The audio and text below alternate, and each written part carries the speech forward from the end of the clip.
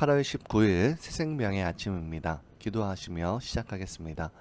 하나님 아버지 감사합니다. 오늘의 이 시간을 주시며 주님을 더욱더 높이고 경외하고 또한 이웃들을 격려하며 사랑하는 삶을 살아가게 하여 주시고 오늘 이 하루를 통하여서 직장과 가정 어느 곳에서든 주님의 자녀로서 주님의 성품과 성실로 주님을 잘 전달하는 저희 되게 하여 주시옵소서.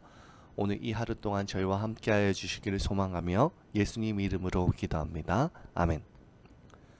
오늘 주시는 하나님의 말씀은 에베소서 1장 15절에서부터 23절까지의 말씀입니다.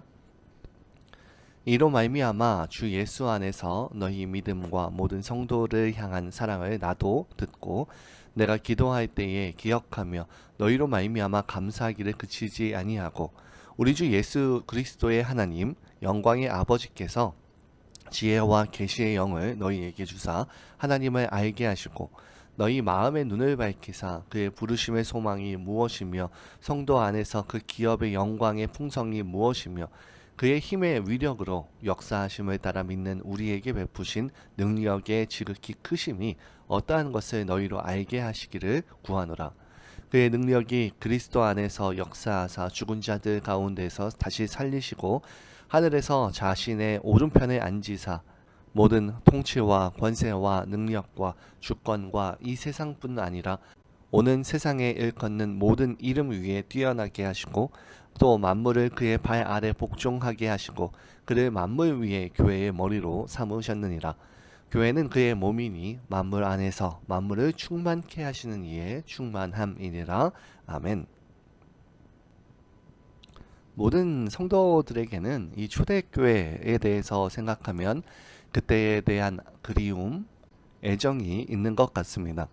아마도 초대교회가 교회의 뿌리이기 때문에 그럴 것인데요. 또한 많은 사람들은 초대교회에 대한 환상이 있어서 초대교회라고 하면 굉장히 대단히 모범적인 교회라고 생각합니다. 그러나 초대교회도 세상은 사실 미숙했고요. 문제도 많이 안고 있었습니다. 그 중에 에베소 교회도 많은 면에서 부족한 점들이 있었는데 그럼에도 불구하고 바울은 먼저 칭찬하기를 잊지 않고 그 교회의 설립자로서 에베소 교회가 더욱 주 예수 그리스도 안에서 성숙하게 되기를 간절히 기도하고 있습니다. 이제 그 기도 가운데에 바울이 권면하는 성숙한 신앙인의 모습은 어떤 것인지에 대해서 살펴보기 원합니다. 오늘 17절에 바울은 하나님을 알아야 된다라고 말하고 있습니다. 바울 사도는 영광의 아버지께서 지혜와 계시의 정신을 너희에게 주사 하나님을 알게 하시고 라고 시작합니다. 사도 바울이 에베소 성도들을 위하여서 그렇게 기도하고 있는 것인데요. 성숙한 성도가 되기 위해서는 그렇기 때문에 하나님을 잘 아는 것이 필요합니다. 사실 우리 인간들에게 있어서 신을 알려고 하는 노력은 아주 오래전부터 그리고 오늘날까지 쉼없이 진행되어져 왔습니다.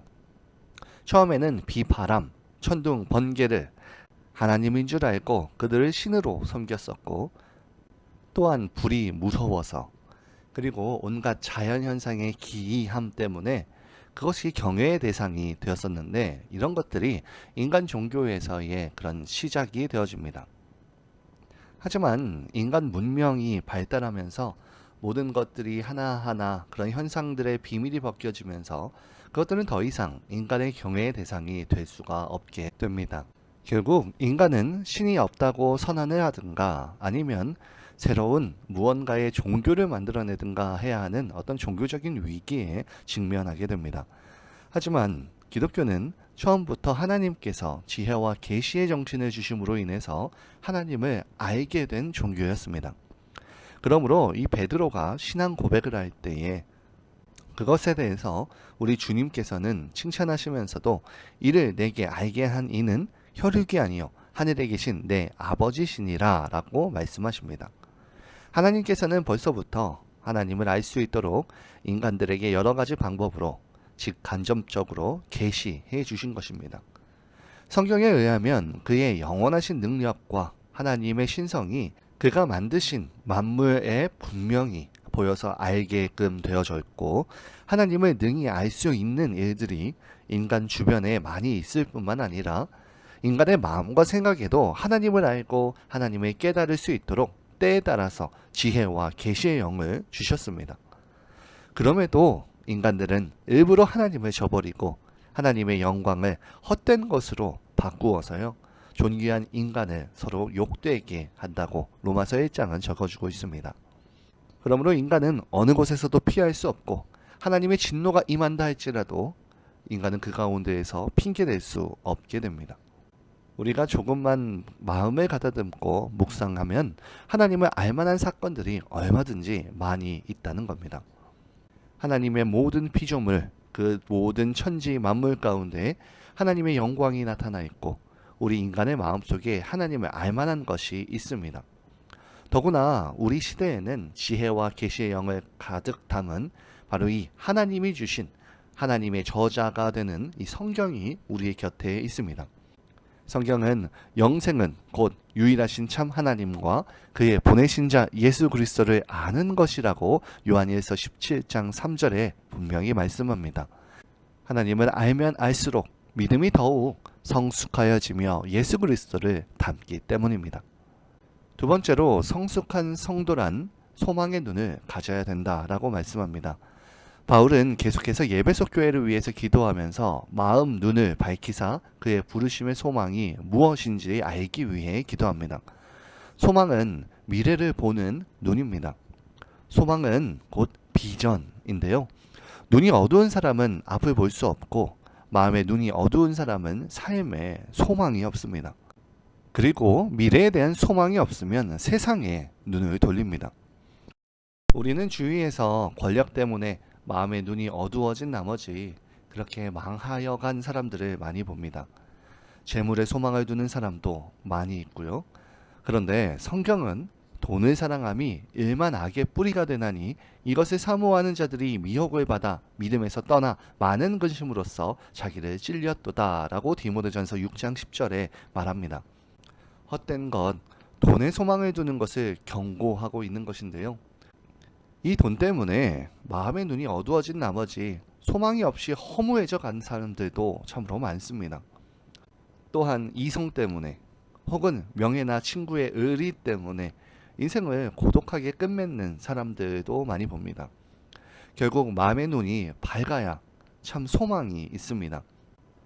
소망 없이 하루를 사는 사람은 살았다고 하지만 실상은 죽은 사람과 같습니다. 아람 군대가 포위했을 때 마음의 눈이 어두웠던 게하시는 두려워서 죽을 지경이었지만 마음의 눈이 밝아진 엘리사는 소망 중에 걱정이 하나도 없었습니다. 마음의 눈이 어두웠던 막달라 마리아는 부활하신 주님께서 그녀의 곁에 서 계셨지만 알지 못했고 소망 없는 자같이 슬퍼만 하였었습니다. 제자들도 마찬가지입니다. 소망 없이 실망하여서 엠마오로 내려가던 두 제자들도 부활하신 주님께서 말씀하시니 눈이 밝아져서 예수를 보게 됩니다. 그러므로 우리는 믿음에서 소망의 눈, 미래를 긍정으로 바라보는 눈을 가져야만 합니다. 또한 세 번째로 오늘 18절에서는 기업을 알아야 된다라고 바울은 기도하고 있습니다. 바울은 예배소 성도들이 성도 안에서 그 기업의 영광의 풍성이 무엇인지 알기를 기도하고 있습니다. 기업은 산업, 유업, 재산으로 번역되어질 수 있는데요. 성도는 자신의 기업이 무엇인지를 아는 것이 참으로 중요합니다. 많은 사람들은 재물, 지식, 자녀를 기업으로 여깁니다. 그리고 사람들은 삼성이라든지 현대라든지 애플이라든지 그런 대기업을 다니는 것을 좋아하고요. 자랑스러워합니다. 그러나 성도의 가장 귀한 기업은 세상에서 말하는 유명한 대기업이 아니라 하나님 아버지입니다. 물론 하나님도 우리를 기업으로 삼으셨습니다. 하나님의 입장에서는 성도가 기업이고 성도들에게 하나님이 기업이다 라는 것인데요. 그래서 성도들은 하나님이 우리 주 예수 그리스도께서 우리의 기업이 됨을 알고 살아야만 합니다. 그러므로 성도는 죄악된 옛 습성을 버리고 새 사람으로 거듭나서 하나님 앞에 정직하게 살아가야 합니다. 우리는 예수님을 믿기 때문에 하나님께로부터 인정받은 기업이고 성도입니다. 성도이면 하나님의 자녀요. 아브라함과 함께 하나님 나라를 유업으로 받을 복의 자녀입니다. 우리가 그리스도를 위해서 잠깐 받는 환난의 작은 것이 장차 올 지극히 큰 영광된 기업과는 좋게 비교가 될 수 없습니다. 사실 죄인된 우리를 성도라고 불러주신 것만으로도 황송한데 그 위에 또 믿음의 상급도 주시고 그것에 풍성함을 덕도 주시니 감사할 따름이므로 우리가 받을 기업이 무엇인지 바로 알아가야 된다고 바울이 기도하는 이유입니다. 또한 20절에 하나님의 능력을 우리는 알아야 성숙한 성도가 될 수 있습니다. 바울은 에베소 성도들이 하나님의 능력을 알기를 위해 기도하고 있습니다. 하나님은 전능하신 분이시고 또한 창조주이십니다. 우리의 인생 가운데에서 함께 해주시고 돌봐 주시며 인도하는 분이십니다. 하나님은 못하실 것이 없으신 분이신데요. 특별히 바울 사도는 하나님의 능력 중에서 이 부활의 능력을 알 것을 위해서 기도합니다. 그 능력이 그리스도 안에서 역사하사 죽은 자들 가운데서 다시 살리시고 하늘에서 자기의 오른편에 앉히사라고 하며 20절에 말씀하고 있는데, 우리에게 나타나신 하나님의 능력을 말하자면 끝이 없겠지만 하나님은 우리의 생명의 주인이시고 창조하신 세계를 다스리시는 분이라고 모든 피조물이 하나님의 위대하심을 경배하고 찬양합니다. 살아계신 하나님은 임마누엘의 하나님이십니다. 우리와 함께 하시는데요. 출애굽 때 이스라엘을 구름 기둥과 불 기둥으로 인도하심처럼 우리를 말씀으로 하나님께서 성육신하시며 우리 가운데에 인도하시며 우리 가운데 항상 계십니다. 또한 성령으로 우리 가운데 계시며 우리 안에 인치시고 계신데요. 그 모든 것이 하나님께서 행하시고 계신 그분의 능력입니다.